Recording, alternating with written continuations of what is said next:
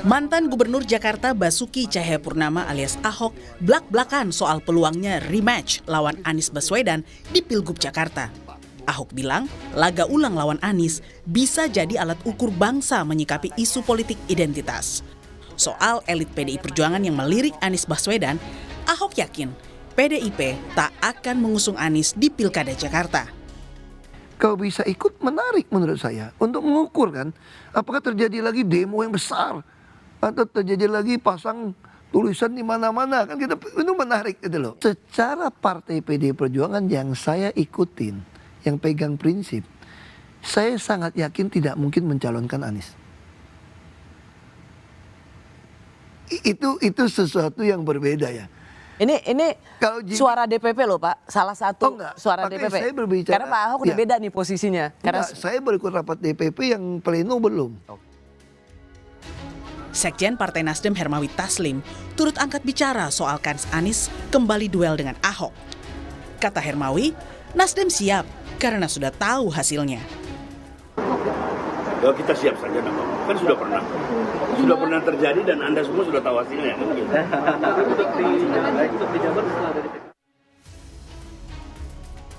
Hasil survei calon gubernur Jakarta Litbang Kompas menunjukkan elektabilitas Anies 29,8%, sedangkan elektabilitas Ahok 20%. Menurut Litbang Kompas, selain punya rekam jejak memimpin Jakarta, baik Anies maupun Ahok juga punya basis pendukung fanatik.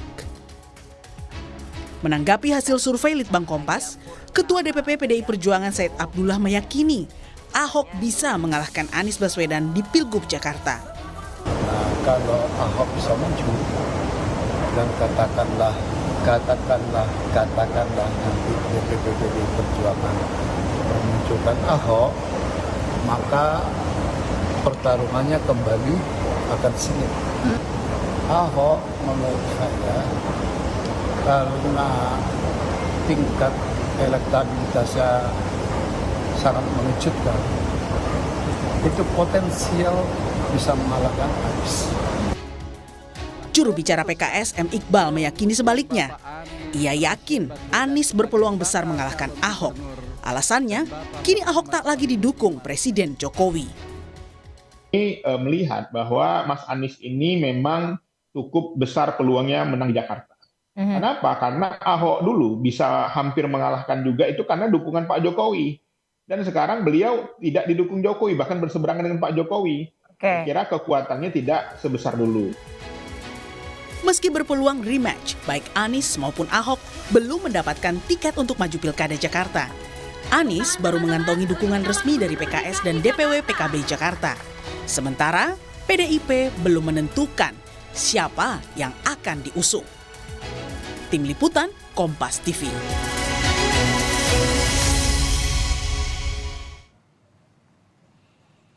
Hasil survei Litbang Kompas membuka peluang Anies Baswedan kembali rematch di pemilihan Gubernur Jakarta melawan Basuki Cahayapurnama. Meski sejumlah elit PDIP melirik Anies, Ahok yakin partainya tak akan mendukung Anies. Sementara Anies sendiri hingga hari ini baru didukung resmi oleh PKS dan DPW PKB Jakarta. Dengan hasil survei ini, apakah peta koalisi Pilkada Jakarta akan mengarah jadi 2 atau 3 poros? Lalu apakah mungkin PDI Perjuangan memberi Anies tiket dukungan maju Pilgub? Ataukah Anies justru terancam tak mendapat tiket Pilgub? Sudah bergabung bersama kami ada Koordinator Relawan Anies, Laude Basir, politisi PDI Perjuangan Ciko Hakim, dan pengamat politik Ujang Komarudin. Selamat sore semuanya, apa kabar? Selamat sore. Assalamualaikum warahmatullahi wabarakatuh. Waalaikumsalam warahmatullahi wabarakatuh. Saya mau ke Bung Ciko dulu. Bung Ciko, Pak Ahok bilang nggak mungkin PDIP mengusung Pak Anies Baswedan. Ini artinya sudah fix kah? PDIP sudah tutup pintu buat Pak Anies? Jadi gini, apa yang disampaikan Pak Sekjen dan apa yang disampaikan Pak Ahok, sebenarnya dua-duanya tidak ada yang salah. Pak Sekjen menyampaikan ada kemungkinan untuk rivalitas ataupun penggabungan, ya kan, kalau memang dibolehkan oleh undang-undang, tapi juga atau kalau bukan Pak Ahok yang diusung, misalnya dari PDI Perjuangan tetap bekerja sama dengan Pak Anies, itu sangat mungkin. Tapi juga apa yang disampaikan Pak Ahok, ketika dia bilang tidak mungkin, bisa jadi karena memang ada suara-suara di arus bawah kami, akar rumput, yang memang menginginkan calon gubernurnya dari internal PDI Perjuangan. Jadi pada prinsipnya tidak mau menjadi wakil dan ingin maju sendiri, namun tentu kita harus realistis bahwa sampai hari ini kita belum bisa mendapatkan golden ticket, tidak ada satu partai politik pun, termasuk PKS sekalipun, yang tentunya kalau kita lihat Pak Anies ini kan yang sudah mendapat rekomendasi dari DPP partai politik, itu hanya dari PKS, sedangkan dari PKB sendiri masih bersifat dari Dewan Pimpinan Wilayah. Cukup, tapi ini bisa dilihat nggak artinya ada perbedaan suasana kebatinan di dalam partainya sendiri? Kok bisa ada perbedaan pandangan gitu?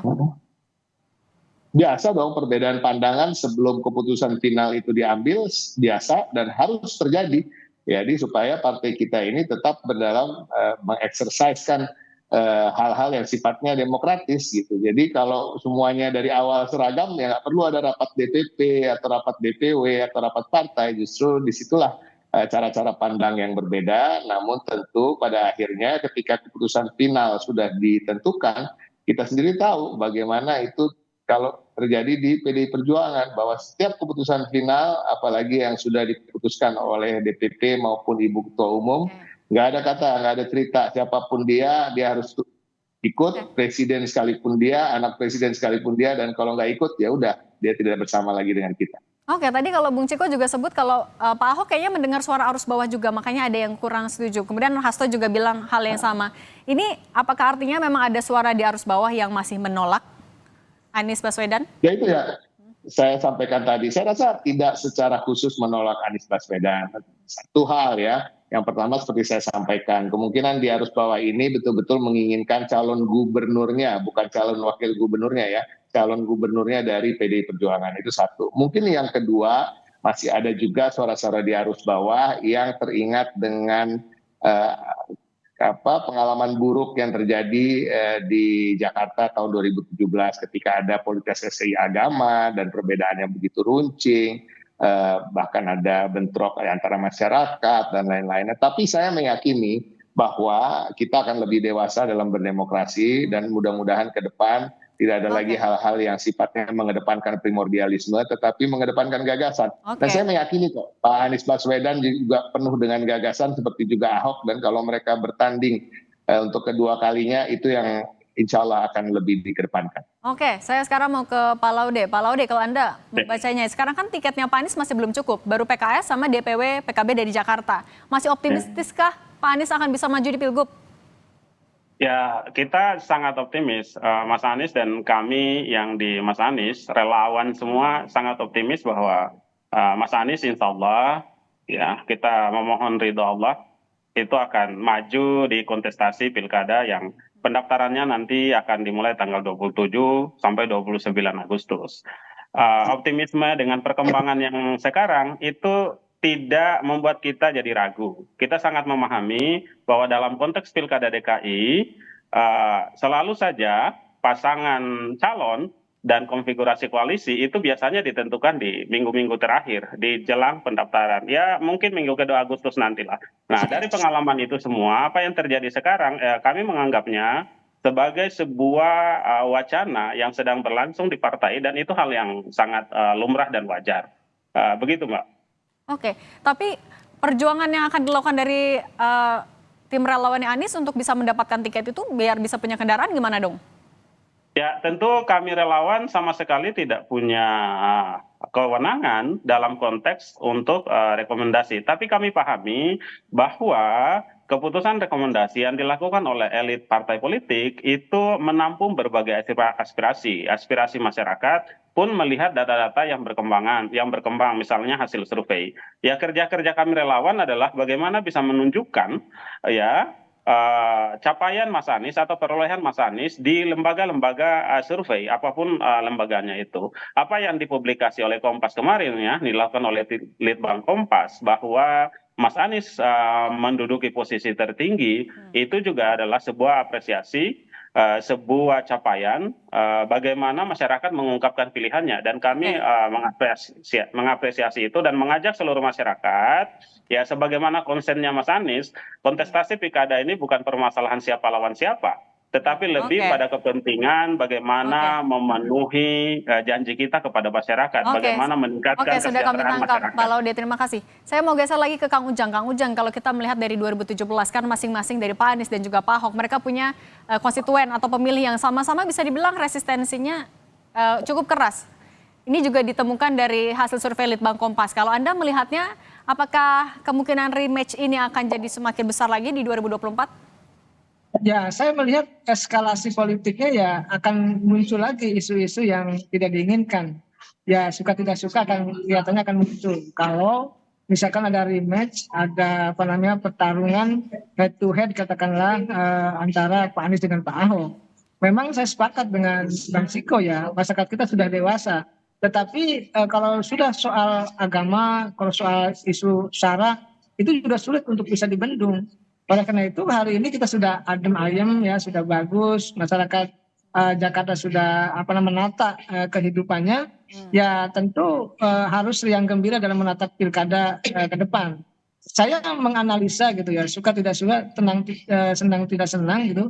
Jika Pak Ahok maju lagi misalkan, lalu Pak Anies juga maju, ya kemungkinan besar isu-isu SARA itu ya konflik identitas akan muncul lagi. Pasti akan dibesarkan lagi oleh kubu tertentu begitu. Oke, baik. Saya sekarang mau ke Bung Ciko. Bung Ciko, kan tadi potensi rematch-nya lumayan besar, tapi kalau Anda melihatnya, ini menanggapi pernyataan dari PKS, kayaknya kans Anies menang akan lebih besar karena nanti di Pilgub Jakarta 2024 udah nggak ada Pak Jokowi lagi di belakang Ahok. Nah, Anda menanggapinya gimana? Ya, menanggapinya tentu apa yang disampaikan oleh PKS ya seharusnya memang itu yang disampaikan ya, karena kan mereka mengusung Pak Anies gitu kan, nggak mungkin dia akan mengatakan bahwa ya kan kemungkinan Ahok yang menang. Seperti juga kami juga merasa justru waktu Pilkada 2017 di tengah-tengah musim kampanye itu ada indikasi bahwa sesungguhnya yang dinamakan kekuasaan atau Pak Jokowi itu juga tidak sepenuhnya bersama Pak Ahok. Jadi kalau kita mau jujur, ya mengapa saya katakan kita punya pengalaman buruk di 2017, ya, hal-hal yang sifatnya tadi mengedepankan primordialisme, mengedepankan sentimen-sentimen agama, politisasi, dan juga hal-hal yang sifatnya sangat buruk menurut kami dan menurut banyak orang saya rasa, dan itu juga menimbulkan hal yang tidak diinginkan saat itulah juga ya bisa menyebabkan agak sedikit turunnya suara Pak Ahok. Tetapi suara Pak Ahok kan di putaran pertama itu kan sangat tinggi, dia hanya kalah di putaran. Oke, Kang Ujang, Anda membacanya gimana? Tidak ada Pak Jokowi lagi di belakang Ahok kalau misalnya memang maju di Pilgub Jakarta ini, kansnya masih besarkah untuk menang?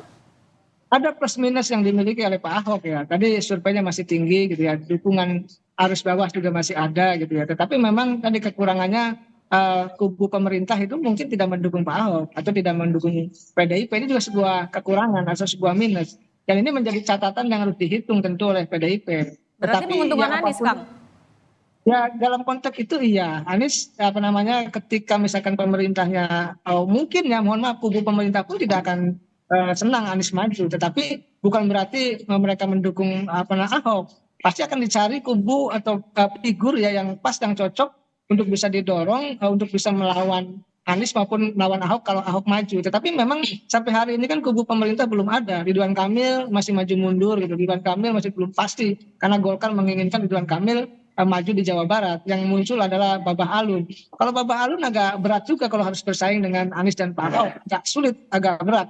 Tetapi apapun itu tentu semua partai politik sudah mengkalkulasi ya secara matang, secara rasional, secara objektif apa kekurangan dan kelemahan dari masing-masing, dan tentu ya akan diputuskan secara objektif berdasarkan pada data survei yang objektif pula ya. Saya sih melihat semuanya masih berkembang ya, masih dinamis begitu, masih cair, masih akan terjadi segala kemungkinan. Oke, masih dinamis. Nah kalau Pak Laude melihatnya, Pak Anies sampai saat ini kan masih belum jelas nih kendaraannya, tiketnya, maupun juga akan dipasangkan dengan siapa. Akan berkomunikasi dengan siapa lagi nih biar memastikan bisa maju tetap Anies Baswedan?